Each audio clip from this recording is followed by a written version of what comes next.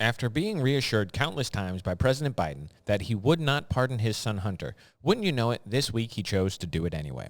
I remember all the way back to 6 months ago when President Biden said this. The American principle that no one is above the law was reaffirmed.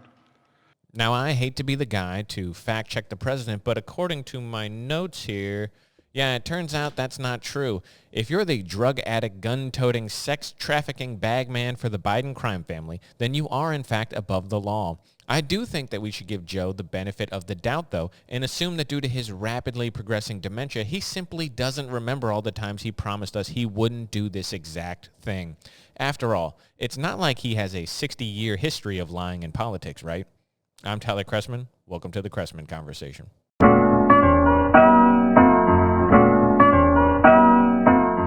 All right. Hello, everybody. How are you doing out there today? Obviously, the news this week, in case you couldn't tell in the intro, is all about President Biden pardoning his son, Hunter. So we're going to go over that with a fine-tooth comb. We're going to break it down a little bit, and then we're going to talk about Daniel Penny and the circus that is the justice system in New York. I don't know if you saw right there. Winnie, can you say hi? No? You're shy? Winnie is, she's being extra clingy today, so she's probably going to just be sitting up here all day. Before we get to the topics of the week, let's talk about my favorite comment from last week. It comes from our friend Tom, who said, quote, "She is terrible. She does seem bombed." Well, Tom, in case people don't remember, the intro last week was Kamala Harris being sauced and talking to you like your drunk uncle. And according to Tom, he agrees with me. Listen, Kamala's going through a hard time. She looks like she could use a weekend in the Betty Ford clinic. She needs a little drying out. It certainly wasn't a good look to have a person who was almost the leader of the free world less than a month ago looking like the way that she was looking. To come out with such a rough-looking video. She's currently our vice president. Our president has dementia, and our vice president is on vacation, hammered to the gills. Who's running the show? It's kind of a scary thought. I don't know who's in charge of the government at this point. It seems like it's anarchy out there, and neither of our elected leaders at this particular moment seem very capable to me. Anyway, thanks, Tom. Thanks for the comment. I'm glad also that you thought that she seemed a little sauced up. It's not just me. I saw on the internet people were saying that, and you know, everything on the internet is true. Anyway, thanks for the comment. So let's get into our topic of the week, our big one, our big topic of the week. Actually, hold on. Let me move this real quick. I forgot to set that up before I got on here. Here we go. All right. Perfect. Okay. So our big topic for the week is obviously Hunter Biden. That is what everyone has been talking about for the last 5 or 6 days since this pardon came out. Let's just say this right off the top. Hunter Biden is a criminal. This is beyond dispute. He was found guilty of multiple felonies, and this is not a question of guilt or innocence. He is guilty. He's guilty. That man has been tried by a jury of his peers. He's found guilty. He is done. It's not a question of whether or not Hunter Biden's a criminal. He is. Gun possession, tax crime, already found guilty. Now, there's no reason to go over the entire case. He's been investigated, tried, found guilty. There's no reason to go over it. If you want the details of the case, feel free to look into it. It's just, I can sum up the case very easily. Hunter Biden's a bad person. There are good people and there are bad people. And by the way, Hunter Biden is not a bad person because he's struggled with addiction. There are many people who struggle with addiction who are good people. He's not a bad person because he broke a law. There are many people who have broken a law who I would still say are good people because the law, while most of the laws on the books are necessary, the laws that protect people from one another, for example, they're necessary. Sometimes people violate these laws, and it's not because they're a bad person. It's because they made a mistake or the circumstances were different. If I've said this before on the podcast, if somebody hurt a member of my family, the inclination would be there for me to want to seek vengeance on this person. Does that make someone a bad person? This human nature to want to avenge people? No. So people break the law. It doesn't make them a bad person. So he's not a bad person because he's a drug addict. Hunter Biden, not a bad person because he's a drug addict. He's not a bad person because he's broke some laws and he's been found guilty. He's a bad person because everything in his life that he seems to come in contact with, he makes worse. He has fathered a child out of wedlock that he refuses to acknowledge. He consorts with prostitutes and women of ill repute for money, which I don't have any respect for. He does drugs, which again doesn't make him a bad person, but rolling it up to the picture. He went to bed with his brother's widow. His brother dies, and he takes his brother's wife to bed. This is a bad dude. I don't know what to tell you. He's a bad person. And Biden, President Biden, is an enabler. It's a hard thing because, listen, people always talk about how Joe Biden is a sympathetic character, right? He had a wife who died. He had a child who died. He's a guy who is very sympathetic, and he always comes across as a loving father. But this is not loving behavior. It's not loving behavior to allow people who are struggling and doing bad things in life to do bad things and struggle. It's not love. It's not compassion. It's not empathetic to do that to people you love. If I happen to love people in life who are addicted or have been addicted to various substances, and family, friends, I know people who struggle with addiction. I don't think it makes them a bad people. So I'm not saying Joe Biden is bad because Hunter Biden's a drug addict. That's not what we're talking about. But you don't enable this person. You don't allow, for example, Biden's son to get a job based on your name, making millions and millions of dollars to then fund his habit for hookers and cocaine. This is not what a good father does. This is not what you do with a person who is struggling. You do not give them money. You do not allow them to use you to enable their bad habits. The loving thing to do is to say no. That is actually the loving and compassionate thing. Biden is an enabler. He'll say that this prosecution of his son is politically motivated, but it is not. Hunter Biden is a criminal. Many people in this country go to jail for gun crimes. We could pull up a list here. I should have done it, actually, because it would have been very funny. For Joe Biden to say this is politically motivated, you have to realize that we could pull up a number of famous people, famous rappers, for example. There are a number, I know, off the top, a number of famous rappers who have gone to jail for gun crimes, having a gun they're not supposed to have, which is what Hunter Biden did, by the way.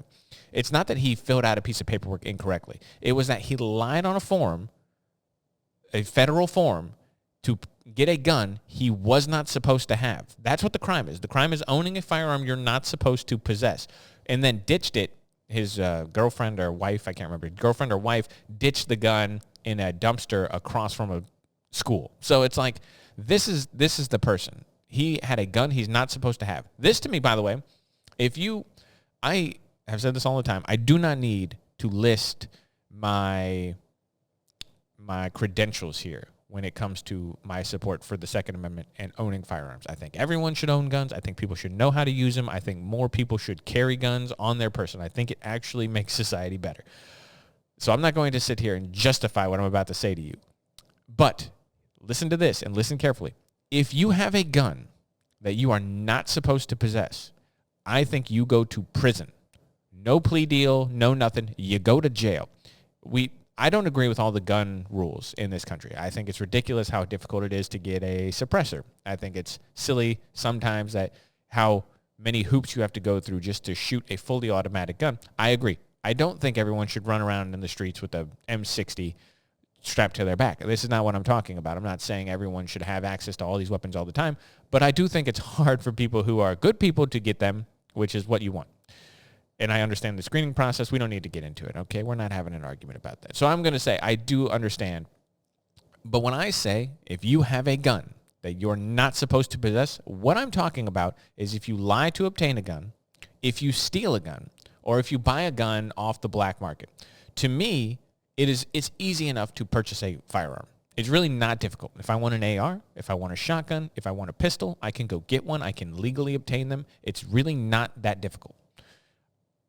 They sell guns in every city in America. You could go find a gun and you could buy a gun and you could do it legally. If you have a gun you're not supposed to legally own, so you haven't bought this gun from a dealer, or it's a gun with like a Glock with a switch on it that makes it fully automatic, if you're one of these people, you go to prison. Hunter Biden did that. You could say, well, he just lied on a form. I don't care. He had a gun he's not supposed to possess. We've sent famous people to jail for this crime, rappers, right? Like guys out there who, and I only bring this up because people are talking about the two-tiered system of justice. Well, if you're a black rapper who gets caught with a firearm you're not supposed to have, and you wind up in prison. If you're the white son of the president, apparently you don't.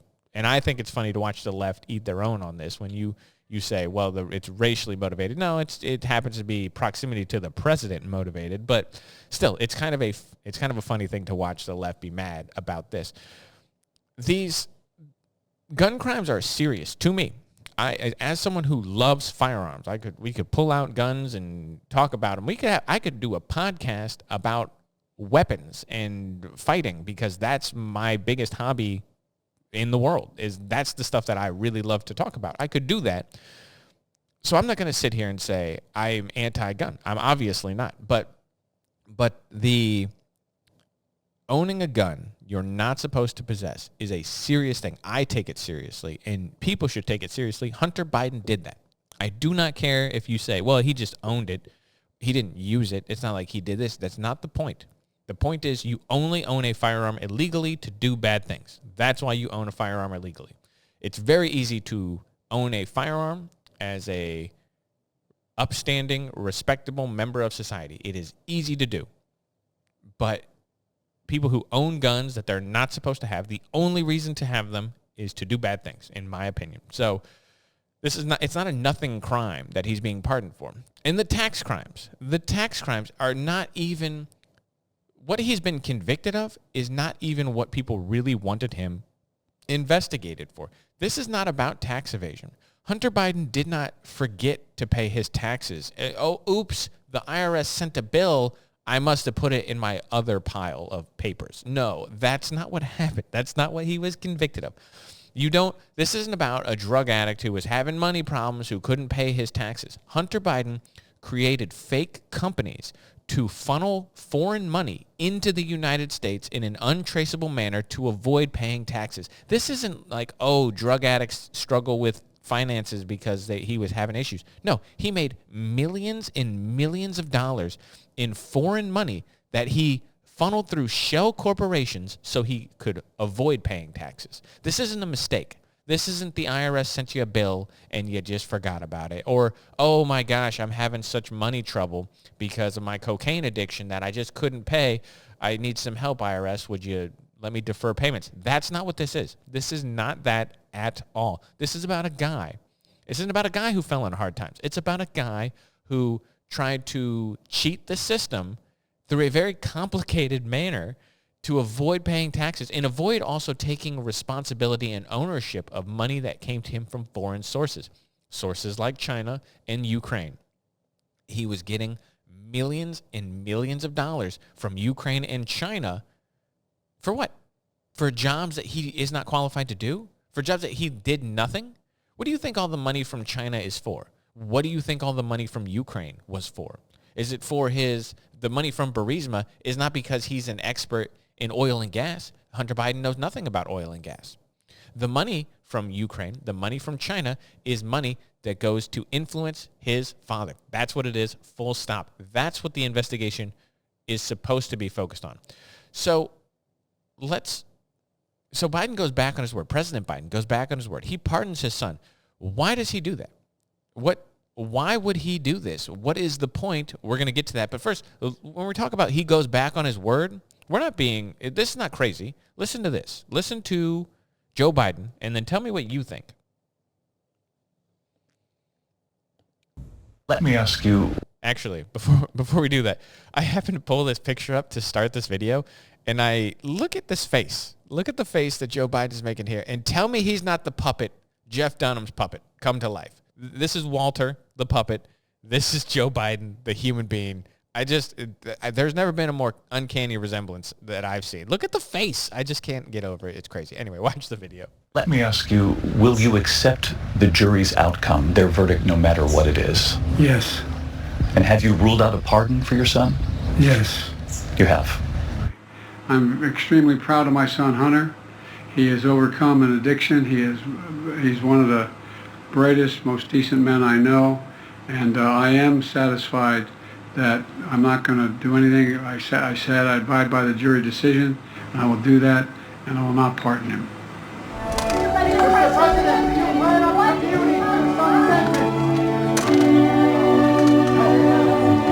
Good evening. We are coming on the air with breaking news tonight. President Biden has made a decision to pardon his son Hunter ahead of the transfer of power to President-elect Donald Trump, according to a senior White House official with direct knowledge of the decision. Okay.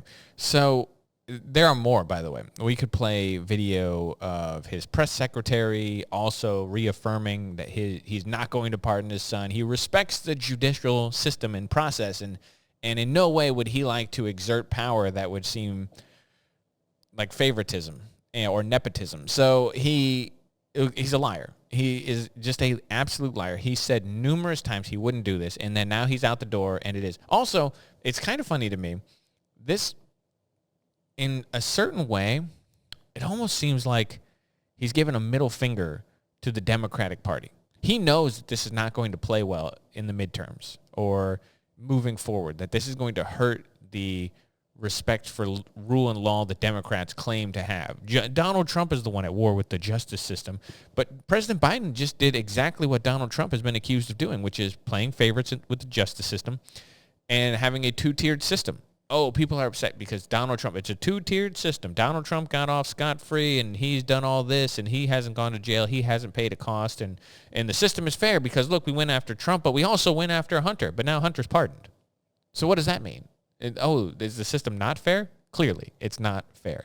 And so Joe Biden knows this is going to hurt, and I feel like he did this, like I said, not to protect his son, yes, but also because he doesn't care about the Democratic Party. They threw him over the rail of the boat and put Kamala Harris in his place, and he's resentful, and clearly that shows because the Democratic Party is going to have difficulty dealing with this or rationalizing this, and at least I've seen some Democrats come out and say this is ridiculous. And so why a pardon? This, by the way, is ridiculous. The president has the power to do two different things, basically. He has the power to pardon and the power to commute a sentence. There's a difference between the two of them. People have asked me, I've already been asked the question, whether or not this is constitutional. Does he have the power to pardon Hunter Biden? And the answer is absolutely yes. Basically, Article 2, Section 2 gives the president this power. Article 2, Section 2 of the Constitution, as everyone knows, Article 2 has to deal with the executive branch in the Constitution. Section 2 of Article 2 basically says that, let me just quote it here. It says, the president shall be the commander-in-chief of the Army and Navy of the United States and of the militia of the several states when called into actual service of the United States. He may require the opinion in writing of the principal officer in each of the executive departments upon any subject relating to the duties of their respective offices, and he shall have power to grant reprieves and pardons of offenses against the United States, except in cases of impeachment. So it is a blanket constitutional authority that the president has. He has the power, again, to grant reprieves and pardons for offenses against the United States. What this means is Joe Biden can pardon any federal crime outside of impeachment. This does not apply to the states. He can't. If a state was trying Hunter Biden, the president does not have the power to pardon. The governor of that state has the power to pardon, but the president does not, of state crimes. Hunter Biden is being convicted of federal tax evasion, federal gun crimes. He has the power to completely wipe this clean. He could have commuted the sentence. That's not what he chose to do. Now, there's a difference. Here's the difference. To pardon somebody, so imagine, just to make it easy, Hunter Biden's convicted of a crime. To pardon him means that the conviction is null and void. It is wiped from the slate. It is as though Hunter Biden was never convicted of the crime.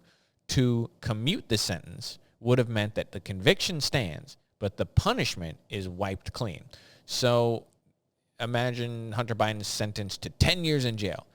Joe Biden can pardon him, wipe the crime from the slate, or commute his sentence, which means that the 10 years gets wiped off. He's still guilty, but the 10 years is gone. Now, the reason why Joe Biden pardoned his son, one, yes, to avoid jail time. That is important. But two, if you commute someone's sentence, it's the same thing that happens in a plea agreement when you are found guilty or when you admit to guilt. You lose the ability to plead the Fifth. The Fifth Amendment basically states that you have the right against self-incrimination. If you are guilty, then the right to self-incrimination no longer exists because you have been found guilty. If Hunter Biden was guilty and he wasn't pardoned, he's no longer guilty anymore, by the way. That's the way it works. The crime is null and void. It doesn't count. He could have murdered someone and been pardoned, and the crime doesn't count. You cannot treat him like a felon because he is not a felon anymore. So to commute the sentence would have meant that Hunter Biden was still guilty, which means that if he was placed on the stand, if he was put on the witness stand for a different matter, and someone asked him about this crime, he cannot plead the Fifth. He has to answer. Now, the way around that, obviously, is to say, well, I don't recall. Okay, maybe that's true. Maybe it's not. That's the way around that. But you can't say, I plead the Fifth. I'm going to take the right to remain silent. You do not have the right to remain silent. It's an important distinction as to why a commutation might have been the wrong move. Because the reality is that there are two tiers of justice in this country. And basically, Hunter Biden was given kid gloves this entire time. People don't remember the sweetheart deal that he was given.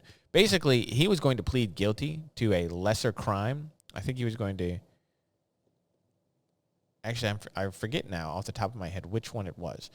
Basically, he went to trial, and whoever was trying him at the time, they had a plea deal agreement, which basically meant he would have pled guilty to one of the low-level crimes. I think it was one of the tax crimes. And he would have been granted amnesty or immunity for any crime he committed outside of that. Basically, it just gave him this blanket immunity from prosecution. And the judge looked at this and said, I have never seen a deal like this in my life. What are you talking about? How can I grant immunity for crimes that aren't even alleged in this thing? And the whole deal blew up and wound up going to trial. But the only reason it happened, the Joe Biden Justice Department didn't just give Hunter Biden this blanket immunity, is because the judge in the case said, this is outrageous. I've never seen anything like this in my life. What are you doing? And the prosecutor in that case was very embarrassed and basically went, we don't know, and we thought it was okay. And the judge said, no, I'm not going to accept this. This is ridiculous. And the whole deal blew up, and they wound up having a trial. But again, two tiers of justice. They were going to give him immunity for crimes not even alleged. By the way, that's what this pardon does. This pardon basically says any crimes that Hunter Biden committed between, I think it was 2014 and today, basically, any crimes that he's committed, he's pardoned for. Well, you know what this does? Why would you grant such a blanket claim of immunity and pardon him for any crimes done in this time? Because the actual thing that people wanted investigated was not Hunter Biden's tax evasion. It wasn't Hunter Biden's gun crime. That stuff, no one cares about that stuff. I don't care about that stuff. He's a criminal. Send him to jail. That's what my opinion with criminals are. But the reason why is because I'm curious about the corruption of President Biden. I'm curious where all the money went and if Hunter Biden funneled any of that money to Joe Biden. I think the answer is very clearly yes, he did. At which point, Joe Biden is then guilty of crime. In the crimes that he's guilty of, I want those investigated. Because I think, listen, I know that people are going to have an issue with this based on the way that Donald Trump has been prosecuted with the law. But I'm going to say something that's going to be controversial. I don't care. I think we should throw more politicians in jail. I know. It's crazy. But I said it, and I mean it. I think we should throw more of them in jail. Because if you break the law, you go to jail. That's my solution to crime. If you break the law, you go to jail. If you are a politician and you break the law, you go to jail. What you don't want is what's happening to Donald Trump, which is that you basically find the man and then you find the crime. You don't want that. But like Bob Menendez, this guy who's been investigated for bribery, basically, throw his ass in prison and say for forever. If you're a politician and you are making money at the taxpayer expenses, if you're accepting bribes, if you are peddling government influence for cash, that should be a lifetime in prison. You want to be a politician, you want to play with the big boys, you want to have influence and power over people's lives, the standards are higher. I believe Joe Biden sold United States influence through his son. That's what I believe. I think that is a thing that should be investigated. If, by the way, they investigate it and they say, hey, we found nothing, then I'm wrong. I think that it's suspicious the way that it looks on the outside, that Hunter Biden got all this money. By the way, even if he wasn't funneling money directly to Joe Biden, he was paying Joe Biden's bills basically at multiple houses, and that money still was going to Joe Biden in some form or another. I think if Joe Biden was peddling United States influence, throw him in prison. And I mean that. If you can show me, here's the thing about Donald Trump. If you could demonstrate to me that Donald Trump was peddling United States influence for financial gain, first of all, I'd be surprised. The man's got money. He's not really, I've never seen anything that suggests that. I've seen people who say that, but I've never seen any evidence that suggests that. If you could show that, I'd say the same thing. Throw Donald Trump in prison if he did that. But I don't see it. I do see it with Joe Biden. I see a direct line from his son getting tons of money from China and Ukraine and Joe Biden's stances and policies towards those countries. I think that there is a direct line one way or the other. For all the Russian collusion talk with Donald Trump, you can't show me a line that says Putin did X for Donald Trump and got Y. I don't know what Putin ever got from Donald Trump. I don't know what he ever gave Donald Trump. I can say Burisma, Ukraine, and China gave Hunter Biden millions of dollars. There's the X. Now, what's the Y? The Y might be Joe Biden going to Ukraine and firing a prosecutor who was going after Burisma. That might be the Y. The Y might be Joe Biden's relatively soft stance on China, taking away the Trump tariffs on Chinese goods, for example. This might be the Y. And so at least I have an inkling of an X and a Y. This for that, the quid and the quid pro quo, right? There's the quid, there's the quo, whatever the case. And at least I have an inkling of what those might be. If you could show it to me with any politician, throw them in jail. If you can demonstrate that they did a this for that, throw them in jail. That's my controversial opinion. And I don't want to hear anything when Trump gets in office and he starts pardoning people, when he starts pardoning January 6th defendants, then I don't want to hear it. I don't care. I think it'd be a good thing. I would go in there. By the way, if I was Joe Biden, just to mess with him, I would have pardoned Donald Trump.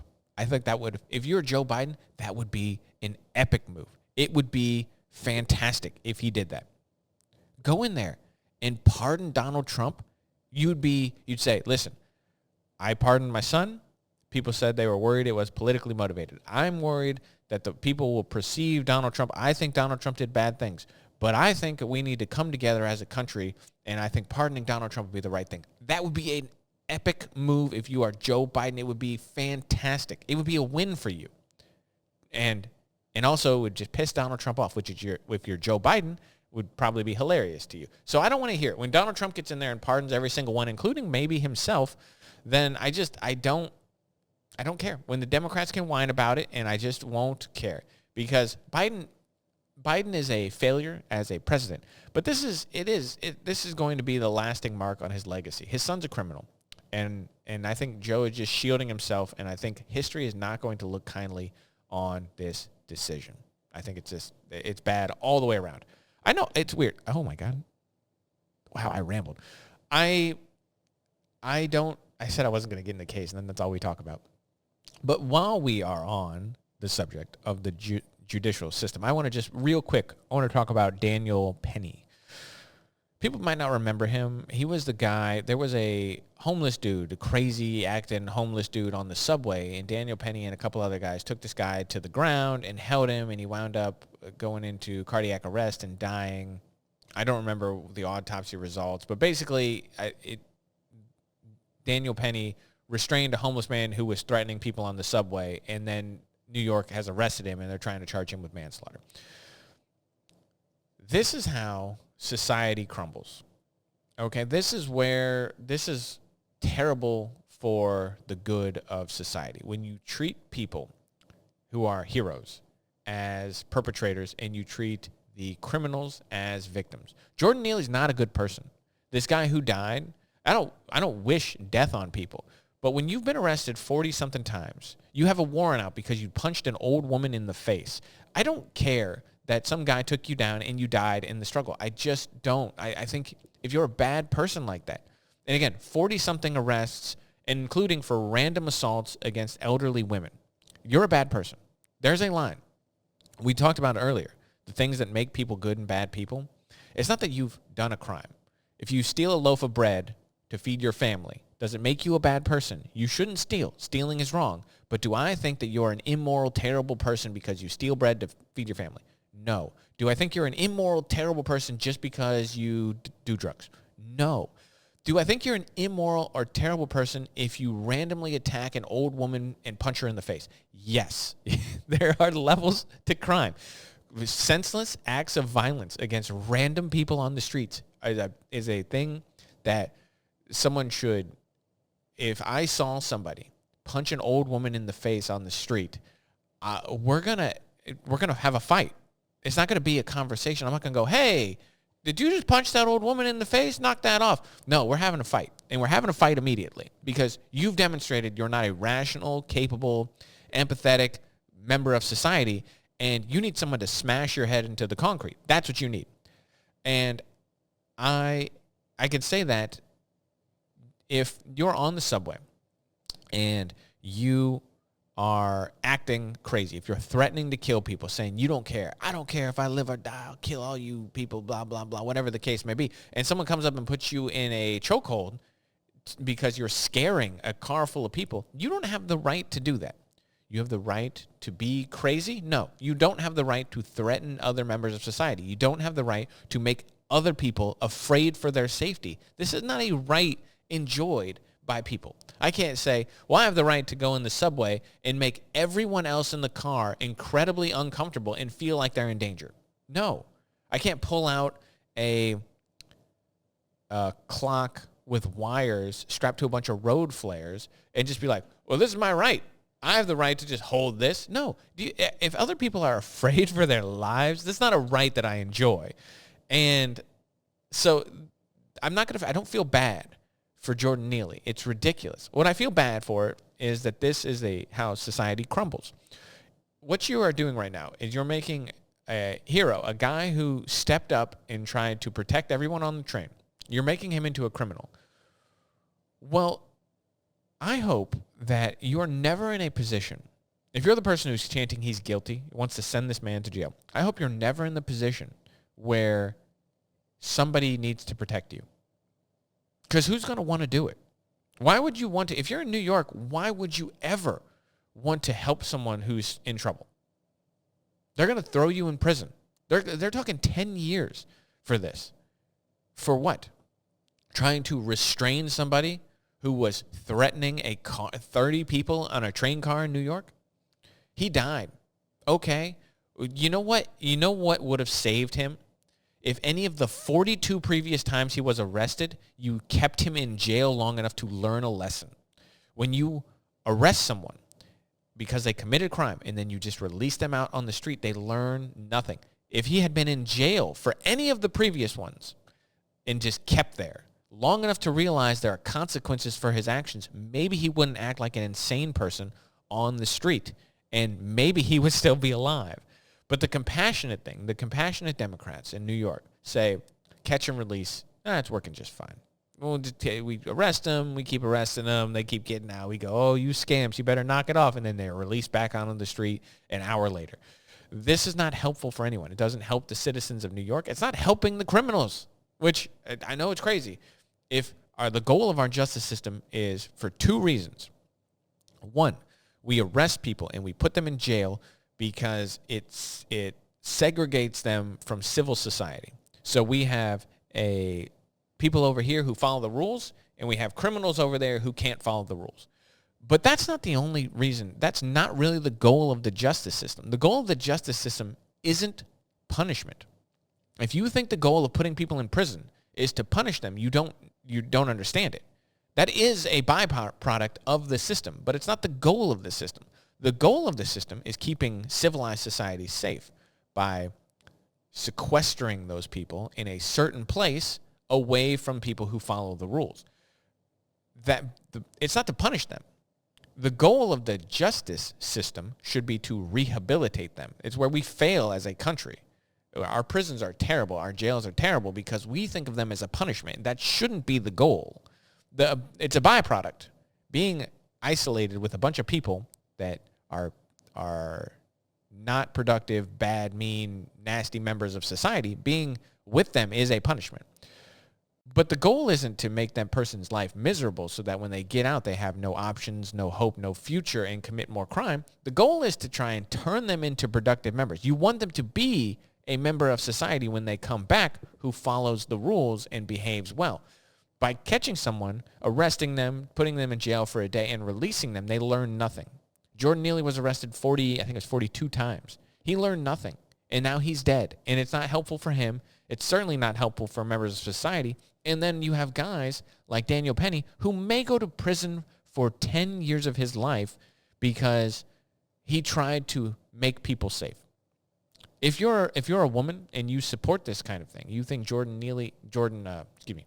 you think Daniel Penny is a criminal, well, I hope you're never in a situation where you need a man's help.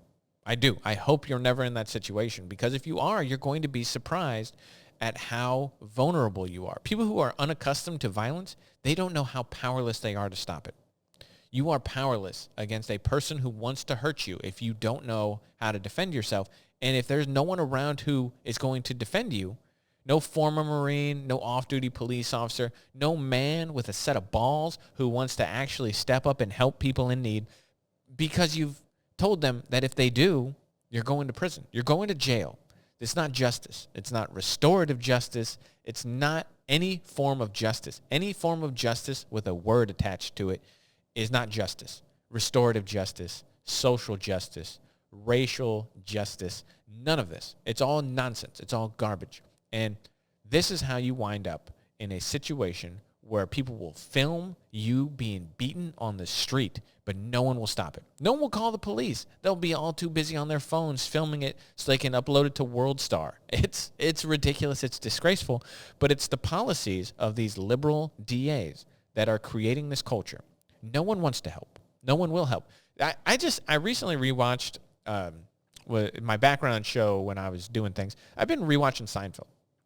And it's kind of funny. You get to the last episode of the show, and spoiler alert for a show that ended in the 90s, but Seinfeld, basically the group, the four, they're in, I can't remember, I think it's Connecticut. They're in Connecticut, and someone gets carjacked, and they sit there, and they're making jokes, and they're filming it, and then they get arrested, and they get thrown in jail. And the thing is, well, this is a good Samaritan law. It says that everyone who watches a crime has to help, and they wind up going to jail because they just stood around and watched this crime happen. That's now become the reverse. There are no good Samaritan laws. No one wants you to help. The helping people is actually frowned upon. Daniel Penny tried to help in a situation. By the way, he wasn't the only one. They tried to make this a racial thing at certain points, but it never stuck, because there's another guy who's helping Daniel Penny hold him down who happens to be black. Jordan Neely's black. This guy trying to hold him down is also black. I think there was another guy. I can't remember. I should have rewatched the video, actually. But there's another guy also who's helping. There's like three people trying to hold this guy down. It's not just Daniel Penny. One of the guys happened to be black, so it'd be hard to say, well, it was racially motivated. Why would that black guy want Jordan Neely on the ground? Because Jordan Neely was a threat. And you put a threat on the ground. And that's the way it works. We've just gone completely flipped in society. You want people to protect you, keep you safe, but then you throw them in jail. It's just a terrible policy. And we hope this guy is found not guilty. They're in New York, so, probably not. He's probably going to jail. It's just a shame, really. Anyway, I rambled a lot about Hunter Biden. I don't know. I guess I had more to say than I thought. We're going to leave it there for the week. And as always, I hope you guys have a good time. Questions, comments, concerns, leave them down below in the comments. I like to respond. I like to get back to people. I always like to have something to read on the show. So make sure you do all that, and I will catch you guys next Friday.